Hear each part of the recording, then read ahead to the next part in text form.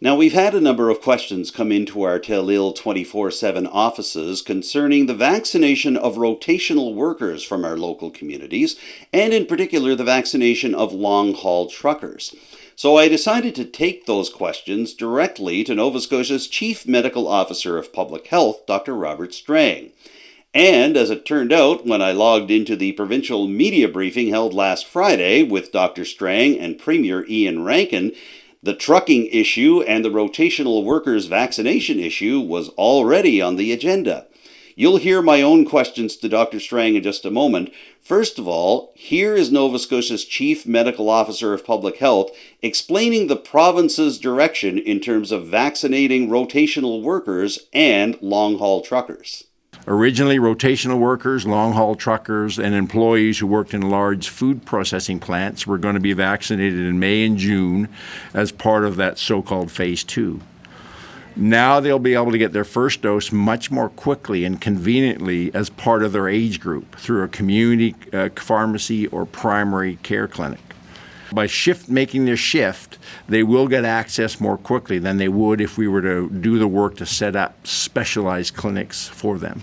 So those groups that were identified as priority in Phase 2 based on occupation will now get immunized faster through just following our age-based approach. Dr. Strang, could I please get some clarification from you on the issue of vaccinations for long-haul truckers? And in particular, you had mentioned near the tail end of your remarks during the initial part of the briefing that these folks would be able to go to pharmacies and community clinics once they'd reached their particular age bracket for the individual truckers. I'm just wondering, was this always the plan for Phase 2 in terms of this particular industry, or has that changed? No, if you recall, when we built Phase 2, that was in anticipation, as I said, that we were having to do first dose all the way through the summer into September. And at the time, we said that because of some of the unique risks, that we were going to build specific streams, if you will, for the long-haul truckers, rotational workers to access vaccine through May and June. We now know that, so they're still on target. In fact, many of them are going to be immunized now in April. But because we've been able to speed up our whole vaccine program, we can still maintain that as that May or June target, or even earlier, by just simply having them slot in when their age cohort becomes available. Still with this issue, I know obviously this could be impacted by the number of cases that Nova Scotia has in the coming weeks, but once the vaccinations take place for members of the long-haul trucking industry, does that change the isolation requirements for them in terms of returning from areas such as central Canada or the U.S.?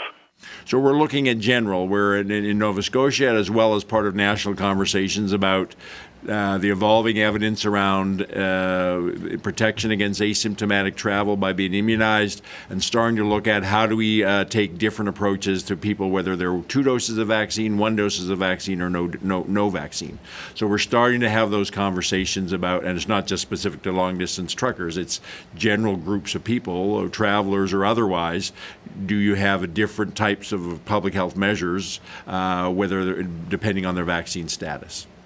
As it turned out, Telile wasn't the only news organization that had questions about vaccination for long-haul truckers and other rotational workers, so let's hear Dr. Strang's responses to some other reporters' questions on the same issue. So, first of all, you look at the average age I'll talk about the other workers, long-distance truckers, the food plant workers. They have actually sectors that we can work with, and we know that their average age is about 55. So, they're going to get immunized quickly. Rotational workers, there is no sector, so it's much harder to actually identify rotational workers. How do you prove that you're a rotational worker and set that up in our system? But we know many of them are also already eligible in the 55 to 64 for AstraZeneca. So we'll be, and we're on target within the next number of weeks. That by the time we get into the end of May, we're at the 30-year-old age group. So trying to set something up specific for rotational workers would actually, by the time we got that up and going, the vast majority of them are going to be eligible through their age group anyway. So it's much more efficient and effective for us to continue to move everybody through that age-based process rather than trying to set up specific other process. We had initially said that we would need to develop a specific approach for these groups in May and June, based on that original phase 2, knowing where we're going to be, and that was based on anticipating being all the way to September before every Nova Scotian got their first dose. Now every Nova Scotian is getting their first dose by middle of June. We don't need a unique approach for these groups to get them immunized in May and June. If they slot in with their age group, many of them now are eligible for AstraZeneca, and the 55 to 64-year-olds. So many of them are actually getting access to vaccine earlier than they might have gotten if we'd followed that initial approach. It's simply because our whole vaccine program has been sped up significantly that we can focus almost everybody simply through an age-based approach.